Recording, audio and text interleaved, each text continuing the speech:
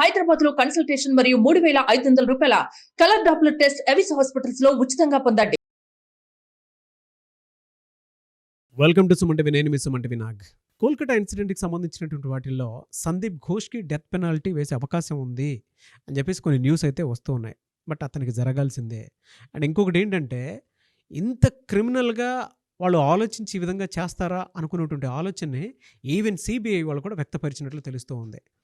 అంటే ఒక్కొక్క మనిషి ఎంత క్రూరంగా ఆలోచించి సాక్ష్యాలు లేకుండా, సాక్ష్యాలు కనిపించకుండా అభిజిత్ మండల్తో కలిసి ఈ విధంగా చేస్తారా అనేటువంటి విషయాన్ని వ్యక్తపరుస్తూ ఉంటే నిజంగా చాలామందికి ఇంత జరిగిందా, ఒక కేసులో ఇన్ని రకాలైనటువంటి కోణాలు ఉన్నాయనేటువంటి విషయం మనకి తెలియక మానదు, ఆశ్చర్యకరానికి గురి చేయక మానదనమాట.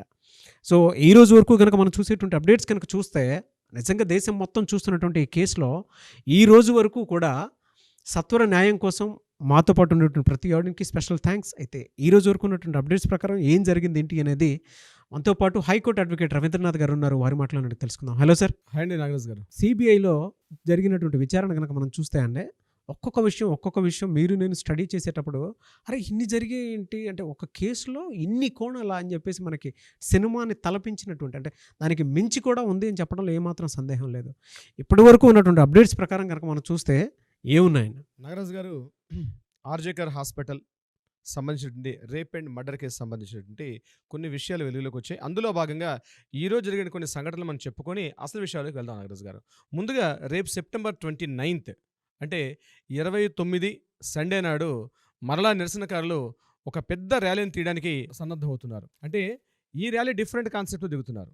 బెంగాల్ వ్యాప్తంగా ఉన్నటువంటి యూత్లో ఉన్నటువంటి నిరసన దీక్ష, మనకు కావాల్సింది మనం ప్రభుత్వం ద్వారా కానీ కోర్టుల ద్వారా కానీ వాటిని మనం తీసుకోవాలి అన్నటువంటి బాధ్యతని యావత్ దేశ ప్రజానికానికి కూడా వీళ్ళు తెలుపుతున్న విధానం రియల్లీ హ్యాట్స్ ఆఫ్ నాగరాజ్ గారు.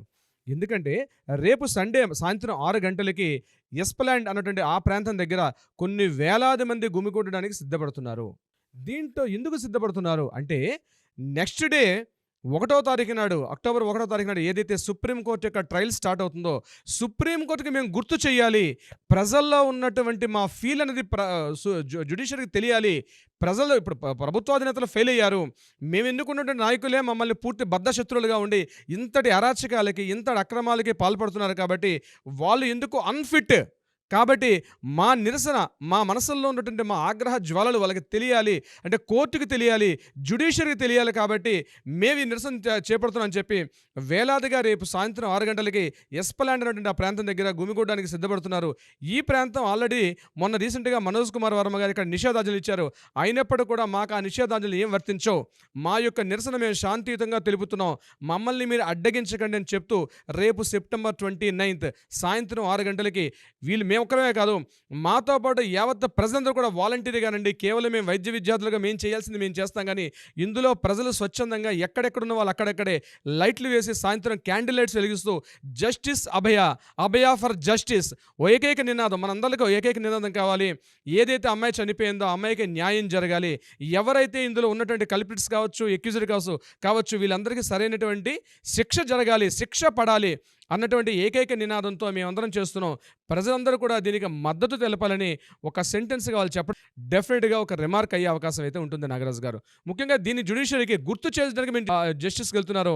మా నిరసన గుర్తుపెట్టుకోవాలి, మా ఆగ్రహాన్ని గుర్తుపెట్టుకోవాలి, మా ఆవేశాన్ని గుర్తుంచుకోండి అని చెప్పి ఒక నిరసన తలపెట్టే వ్యవస్థను చేయబోతున్నారు సెప్టెంబర్ 29 నాడు ఈ నిరసనకారులు. ఇది ప్రధానంగా ఇంపార్టెంట్. రెండవది, ఒక వినూత్న సంఘటన జరిగింది. ఆ సంఘటన ఎక్కడంటే, కాలేజ్ ఆఫ్ మెడిసిన్ మరియు సాగర్ దత్తా హాస్పిటల్లో ఒక 30 ఏళ్ళ అమ్మాయి కొన్ని అనివార్య కారణాల వల్ల హాస్పిటల్లో అడ్మిట్ అయింది. ఆ అమ్మాయికి ఫీవర్ ఉంది, హైయెస్ట్ టెంపరేచర్ ఫీవర్ ఉంది, లూజ్ మోషన్స్ అవుతున్నటువంటి కారణంతో హాస్పిటల్లో అమ్మాయి అడ్మిట్ అయింది. అడ్మిట్ అయిన 2.5 hours తర్వాత ఆ అమ్మాయి చనిపోయింది. చనిపోతే ఆమెతో వచ్చినటువంటి బంధువులందరూ కూడా సుమారుగా ఒక 20 మంది కలిసి మూకుముడగా ఈ సాగర్ దత్తా హాస్పిటల్ మీద అటాక్ చేసి చాలామంది జూనియర్ డాక్టర్స్ మీద చేయి చేసుకునే పరిస్థితి వచ్చింది. చాలామందిని కొట్టారు. ఇది చిన్న విషయం కాదు. దీన్ని చాలా సీరియస్గా తీసుకున్నటువంటి జూనియర్ డాక్టర్స్ యొక్క బృందం ఇది మేము ఆల్రెడీ చెప్తున్నాము. ప్రతి హాస్పిటల్లో గవర్నమెంట్ ఆధ్వర్యంలో నడుస్తున్నటువంటి ప్రతి హాస్పిటల్లో మాకు సెక్యూరిటీ లేదు, మమ్మల్ని సెక్యూరిటీ ప్రొటెక్ట్ చేయకపోతే మేము మా విధుల్ని సరిగ్గా నిర్వర్తించుకోలేమని చెప్పి ఎప్పటికప్పుడు ప్రభుత్వాన్ని హెచ్చరిస్తున్నప్పుడు కూడా వాళ్ళు దీన్ని సరైన విధానంలో సరైన పందాలు నడిపించలేక ఏదో జస్ట్ ఒక తూతూ మంత్రంగా ఒక కమిటీ వేసి విడిచిపెడుతున్నారు తప్పించి దీన్ని ఎక్కడ వాళ్ళు క్లియర్గా చేసుకోవట్లేదు అని వాళ్ళు ఎప్పుడే చెప్పడం జరిగింది. దీన్ని రీసెంట్గా ఆల్రెడీ చెప్తున్నారు. ఈరోజు కొంతమంది జూనియర్ వైద్యాధికారులు కొంతమంది గాయాలు పాల్పడిన సంఘటన కూడా జరిగింది. ఎప్పుడైతే సిఎస్ఎఫ్ జవాన్లు ఎప్పుడైతే వచ్చింది ఈ దాడిని అడ్డుకోకపోతే ఇంకా దారుణమైన కొంచెం ఆ హాస్పిటల్లో జరిగేది. సో దీన్ని ఇమీడియట్గా మమతా బెనర్జీ ప్రభుత్వానికి వాళ్ళు చెప్తూ ఇటువంటి దుశ్చర్యగా ఇంకో సందర్భంలో జరగలిగితే మేము డెఫినెట్గా మొత్తం రాష్ట్ర వ్యాప్తంగా ర్యాలీని నిర్వహిస్తాము. మీ పార్టీ మీద మీరు ఒక స్టేట్ హెల్త్ మినిస్టర్గా మీరు ఉంటూ కూడా మీరు పూర్తిగా ఫెయిల్ అయ్యారు కాబట్టి మీరు దీన్ని ఇప్పుడు ఫుల్ స్టాప్ పెట్టాల్సిన బాధ్యత ఉందని నిరసనకారులు గట్టి వాయిస్తో హోరెత్తి చెప్పడం జరిగింది. నాగరాజ్ గారు, అభిజిత్ మండల్ సందీప్ ఘోష్తో పాటు అరెస్ట్ అయిన అభిజిత్ మండల్ కూడా హెల్త్ ఆరోగ్యం బాగాలని చెప్పి నిన్న హుటాహుటిని ఆయనకి హాస్పిటల్ అడ్మిట్ చేయడం జరిగింది. ఆయనకి ఆల్రెడీ హాస్పిటల్లో ట్రీట్మెంట్ జరుగుతోంది. ఈ విషయంలో ఉంటే మరొక ముఖ్యమైనటువంటి విషయం, సందీప్ ఘోష్కి పూర్తిగా డెత్ పెనాల్టీ, ఉరిశిక్ష ఖరారు అన్నటువంటి పవనాలు ఆల్రెడీ వీస్తున్నాయి. ఆల్మోస్ట్ కన్ఫర్మ్ అయింది. సందీప్ ఘోష్ అనే వ్యక్తి కీలకమైన సూత్రధారి, పాత్రధారి అంతా కూడా సందీప్ ఘోష్ అని చెప్తూ total entire Bengal news magazines అన్నీ కూడా సందీప్ ఘోష్ యొక్క ప్రధాన నిందితుడు, ఇతనికి ఉరిశిక్ష ఖాయం, రేపు అక్టోబర్ 1 రిలీజ్ అవబోతున్నటువంటి ఏదైతే తీర్పుల్లో సుప్రీంకోర్టు ట్రయల్స్లో భాగంగా ఆల్రెడీ అక్కడ కన్ఫర్మేషన్ వచ్చే అవకాశం ఉంది. ఎట్ ద సేమ్ టైం ఏదైతే స్టేట్ హైకోర్టులో సందీప్ ఘోష్ షెల్డా కోర్టులో ఏదైతే న్యాయ విచారణ జరుగుతుందో దీనికి సంబంధించి సీల్డ్ కవర్లోని ఇన్ఫర్మేషన్ కూడా సందీప్ ఘోషే పూర్తిగా బాధ్యుడు అనే విషయం మీద ఉరిశిక్ష ఖరారు, no doubt it all, death penalty is the confirmed అన్న విషయం టోటల్ ఎంటైర్ బెంగాల్ వ్యాప్తంగా న్యూస్ మ్యాగజైన్స్ అన్నీ కూడా కన్ఫర్మేషన్ చేశాయి. ఆల్రెడీ మనకు కావాల్సిన ఇన్ఫర్మేషన్ జ్యుడిషియరీ ఇవ్వాల్సిన జడ్జిమెంట్ కన్నాను బిఫోర్ జడ్జిమెంట్ వచ్చినట్టుగా రేపు చాలామంది ఈ నిరసనలో భాగంగా చాలామంది కొవ్వొత్తులు క్యాండిల్ లైట్ వెలిగించి పూర్తిగా ఒక దుర్మార్గుడు చనిపోతాడు, ఒక మహిషాసుర మర్దిని, దుర్గా నవరాత్రుల్లో భాగంగా మహిషాసుర మర్దిని సంహారం ఏదైతే జరిగిందో అలాంటి రాక్షసుడిని ఈ దుర్గామాత అవతారం ఎత్తుడండి అభయ పూర్తిగా సంహరించింది అన్నటువంటి ఒక ప్యానిక్ సిచ్యువేషన్లోకి ఎంటైర్ వెస్ట్ బెంగాల్ వ్యాప్తంగా ముందే సంబరాలు జరుపుకునే పరిస్థితి వచ్చింది. దీనిలో భాగంగా మాకు దుర్గా నవరాత్రులు కూడా అవసరం లేదు, ఇప్పుడు జరుగుతున్న సంఘటన మాకు దుర్గా మంచ్ అంటారు దీన్ని. ఆ దుర్గా మంచ్ అనేది మేము ఈరోజు సెలబ్రేట్ చేసుకోబోతున్నాం. నవరాత్రుల్లో ఒక మహిషాసురుడు సంహారం జరిగింది, మాకు రిలీఫ్ జరిగిందని వేలాదిగా టోటల్గా ప్రజలు అందరూ కలిసి దీని ఒక ఉత్సవాన్ని జరుపుకునే సందర్భంలో ఇమ్మీడియట్గా అక్టోబర్ 1 వచ్చే తీర్పు కన్నా ముందే ఈ సన్నాహాలు జరుపుకుంటున్నారు. సో ఇదంతా చూస్తుంటే మనకు తెలిసిన విషయం ఏంటంటే సందీప్ ఘోష్కి ఉరిశిక్ష ఖరారు అన్నది బహుశా 100కి 99.999 కన్ఫర్మేషన్ వచ్చింది.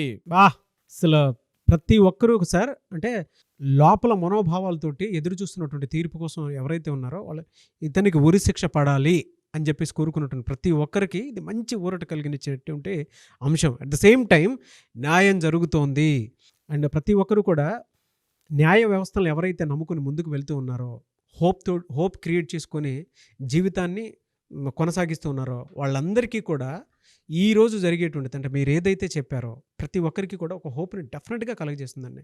ఎందుకు అనంటే న్యాయం ఇంకా బతికే ఉంది అని చెప్పేసి చెప్పడంలో ఏమాత్రం సందేహం లేదు. మేరా భారత్ మహాన్ అని చెప్పేసి చెప్తూ ఉంటారు కదా. ఇది గనక ఇది జరిగిన తర్వాత సార్ ప్రతి ఒక్కరు కింద కామెంట్ బాక్స్లో అయినా సరే అండి రేపటి రోజున చరిత్రకు నాంది మన భారతదేశంలో ఇలాంటివి జరిగితే డెఫినెట్గా అంటే ప్రపంచ దేశాల గురించి కొన్ని దేశాల గురించి మనం మాట్లాడుకుంటూ ఉంటాం.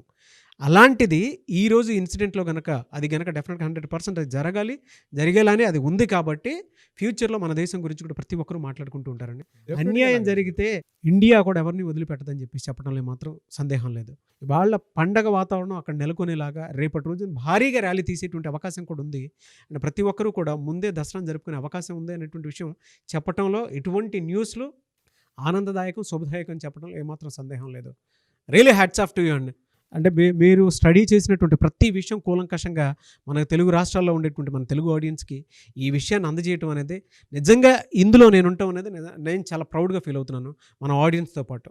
సందీప్ ఘోష్ ఈ సిచ్యువేషన్కి దారితీసే పరిస్థితులు బహుశా ఈ లెంగ్తీ వీడియో అవుతుంది కాబట్టి నెక్స్ట్ వీడియోలో ఎక్స్క్లూజివ్గా సందీప్ ఘోష్ ఆయన ప్రయాణం ఎక్కడ మొదలైంది, ఏ దిశగా మలుపులు తిరిగింది, ముందుగా అనుకున్నటువంటి సంజయ్ రాయ్ ప్రధాన నిందితుడు అనుకున్నారు, కానీ కంటిన్యూస్గా డే బై డే చూస్తుంటే నాగరాజు గారు సంజయ్ రాయ్ నాడు స్క్రీన్ నుంచి పక్కకి వెళ్ళిపోయాడు, పూర్తిగా సందీప్ ఘోష్ పైకి వచ్చాడు.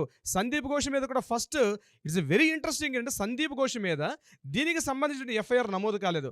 టోటల్ స్టార్ట్ అయింది ఏంటి, ఆర్థిక అవకతవకలు, ఫినాన్షియల్ ఇర్రెగ్యులారిటీస్, దాని తర్వాత అక్రమార్జన కేసులు, ఎన్ఫోర్స్మెంట్ డైరెక్టరేట్ యొక్క దాడులు ఇవి జరిగాయి. అక్కడ నుంచి కూపీ లాగితే ఒకే ఒక లెటర్ అండి, ఒక సింగిల్ లెటర్. ఏం జరిగింది, ఒక లెటర్ ఏంటి అంటే ఒక్కసారి మనం రీక్యాప్కి వెళ్తే అర్థమవుతుంది.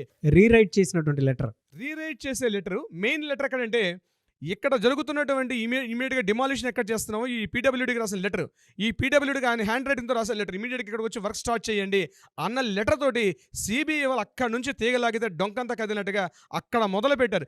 ఇతను అంత ఇంట్రెస్ట్గా ఇమీడియట్గా పీడబ్ల్యూడీ వర్క్స్కి ఎందుకు లెటర్ రాశారు అన్నది అక్కడ స్టార్ట్ అయినటువంటి ఎంక్వైరీ మెల్లమెల్లగా ఈయన అక్రమార్జన కేసుల నుంచి దారి మళ్లించి కంప్లీట్గా ఈయన వైపు ఎంక్వైరీ స్టార్ట్ అయింది.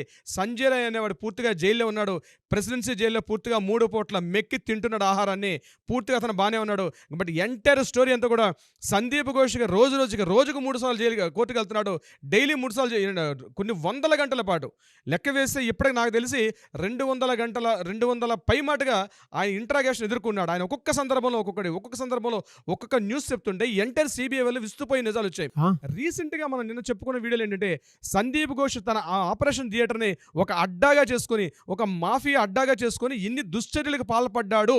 అక్కడ అభయ ఏ రకంగా ఇన్ఫర్మేషన్ అంటే చిన్నది మనకి రిపబ్లిక్ టీవీలో వచ్చినట్టు ఒక చిన్న ఇన్ఫర్మేషన్ తోటి మనం ముందుకెళ్ళాం నాగరాజు గారు. సో యాక్చువల్గా మనకి హైలైట్ చేసింది అక్కడ అనమాట. ఏం జరిగింది అక్కడ, ఎక్కడైతే అభయ అన్న అమ్మాయి కంప్లీట్గా ఆ ప్రాంతానికి వెళ్ళింది, ఆ జరుగుతున్నటువంటి వ్యవస్థను మొత్తం కూడా వీడియో క్యాప్చర్ చేసింది. ఈ వీడియోని ఇవ్వమని చెప్పి తను ప్రెజర్ చేశాడు. ఇమీడియట్గా ప్రసూన్ చటర్జీ ఈ మీద ఫిజికల్ హెరాస్మెంట్ చేశాడు అన్న విషయం అక్కడ ఆగింది. సో ఇప్పుడు ఈ కేసులో ఎవరెవరైనా మూకుమ్మడిగా పార్టిసిపేట్ చేశారా, ఎవరో ప్లాన్ ప్రకారం అభయ మీద దాడి జరిగింది, ఏ రకంగా జరిగింది, విత్ టైమింగ్స్తో సహా టైం లైన్తో సహా ఏ రకంగా ఎంతమంది ప్రణాళికలు వేశారు. ఎందుకంటే ఆ రోజు సంఘటన జరిగిన సమయానికి సందీప్ ఘోష్ కన్నా ముందే వెస్ట్ బెంగాల్ లాబీలో నుండి కీలకమైన అవిగ్డే మొదలుకొని చాలామంది విరూపాక్ష బిశ్వాస్, అవిగ్డే మొదలైన కీలకమైన వ్యక్తులు 14 కిలోమీటర్ల డిస్టెన్స్ ఉన్న వ్యక్తులు సందీప్ ఘోష్ జస్ట్ 2 కిలోమీటర్స్ రావాల్సిన ఇతన్ని రీచ్ అవ్వకుండా 14 కిలోమీటర్ల ఉన్న వ్యక్తులు వచ్చి ఆ యొక్క సంఘటన స్థలాన్ని క్యాప్చర్ చేయడం, అక్కడ పూర్తిగా వాళ్ళు దాన్ని క్యాప్చర్ చేసి ఆ ప్రాంతాన్ని సాక్ష్యాధారాలను పూర్తిగా రూపుమాపేయాలి అని ఏకైక దీంతో వాళ్ళు చేసినటువంటి అరాచకం ఇంత అంతా కాదు నాగరాజు గారు. నిజంగా సిబిఐ వాళ్ళకి మనం ఈ విషయంలో హ్యాట్స్ ఆఫ్ చెప్పుకోవాలి. ప్రజలు ఉవ్వెత్తున ఎగుస్తుంది. సిబిఐ ఇంట్రాగేషన్ దర్యాప్తు సంస్థ సరైన దిశలో చేయట్లేదు, సిబిఐ ముత్తుకుంటున్నారు. లేదు ఇక్కడ సాక్ష్యాధారాలు తారుమారైపోయి మొత్తం ట్యాంపరింగ్ జరిగింది, మాకు హ్యాండ్ ఓవర్ చేసేసరిగా 4 days అయిపోయింది, అప్పుడే సార్ సిబిఐ వాళ్ళ ఇంట్రాగేషన్ బయటపడేది. అన్ని సాక్ష్యాలు అంటే సిబిఐ ఎందుకు, లోకల్ పోలీసులను చేస్తారు. ఇంట్రాగేషన్ వాళ్ళకి ఇన్వెస్టిగేషన్ చేసేసరికి ఆధారాలు లేవు, ఎటువంటి ఎవిడెన్స్ లేవు. మనం ఫస్టే చెప్పాం, ఆ లేడీ సిబిఐ ఆఫీసర్ ఒక లేడీ వచ్చారని చెప్పి, షీఈస్ ద పర్ఫెక్ట్ వర్కింగ్ చేస్తుంది ఆవిడ మరోసారి ప్రూవ్ చేసుకున్నారు. ఈ సందర్భంగా ఏదైతే ఈ కేసు ట్యాంపరింగ్ జరిగిందో, సాక్ష్యాలు లేని విషయంలో మళ్ళా సాక్ష్యాలని మళ్ళీ రీకలెక్ట్ చేసి సిబిఐ రేపిచ్చే సీల్డ్ కవర్ల ఇన్ఫర్మేషన్ ఏదైతే ఉందో డెఫినెట్గా మీరు ఇందాక చెప్పినట్టుగా ఒక చారిత్రాత్మకమైన తీర్పుకి ముందుకు వచ్చింది. దీంట్లో ముందుగానే సీజీఐ వాళ్ళు న్యూస్ కూడా రిలీజ్ చేశారు. మేము ఇప్పటి వరకు మన సీజీఐ మీరు కూడా చూసుకోవచ్చు, ఆన్లైన్లో దొరుకుతుంది, www.cga.gov.in. అంటే సుప్రీంకోర్టు మేము ఇచ్చినటువంటి చారిత్రాత్మకమైన తీర్పుల కోసం వెబ్ పేజీలో మేము కంప్లీట్గా ఒక పేజ్ క్రియేట్ చేసాం. ఎవరైనా కావాలనుకుంటే ఈ సైట్లోకి రండి, ఇక్కడ పూర్తిగా మేము ఇచ్చిన చారిత్రాత్మకమైన తీర్పులు మీరు ఇక్కడ చూడొచ్చు అని చెప్పి ఈరోజు సుప్రీంకోర్టు ఒక ఇన్ఫర్మేషన్ క్లియర్ చేయడం జరిగిందంటే రేపు జరగబోయే తీర్పుకి వాళ్ళు కూడా ఉత్సాహంగా ఉన్నారు, ఏం జరగబోతుంది. సో పబ్లిక్ని కూడా ఒక పార్ట్ ఆఫ్ ద పబ్లిక్ని కూడా చేసుకుంటారు. వీలైతే www.cga.gov.in సైట్కి వెళ్తే రీసెంట్గా గడిచిన 20 yearsలో మేము ఇచ్చినటువంటి చారిత్రాత్మక తీర్పులు మీకు చాలా సింపుల్ ఇంగ్లీష్ లాంగ్వేజ్లో ఉంటుంది, మీరు కూడా చదువుకోవచ్చు అని చెప్పి పబ్లిక్ ఒక విషయం చెప్పడం సీజేఐకి, ముఖ్యంగా చంద్రచూడ్ గారికి ఇక్కడ నుంచే అనేక వందనాలు తెలియజేసుకుంటున్నాం నాగరాజు గారు. డెఫినెట్గా అండి, కుదిరితే చంద్రచూడ్ గారి మీద కూడా ఒక వీడియో చేద్దాము. మన ఆడియన్స్ కన్నా కోరుకొని నిజంగా అటువంటి న్యాయమూర్తుల గురించి మనం తెలుసుకోవాల్సినటువంటి అవసరం, బాధ్యత ఉంది. సో డెఫినెట్గా అటువంటి వారిని కూడా మనం సపోర్ట్ చేయాలి. సో ఎనీవేస్ గ్రేట్ అండి, very proud of you Rabindranath గారు.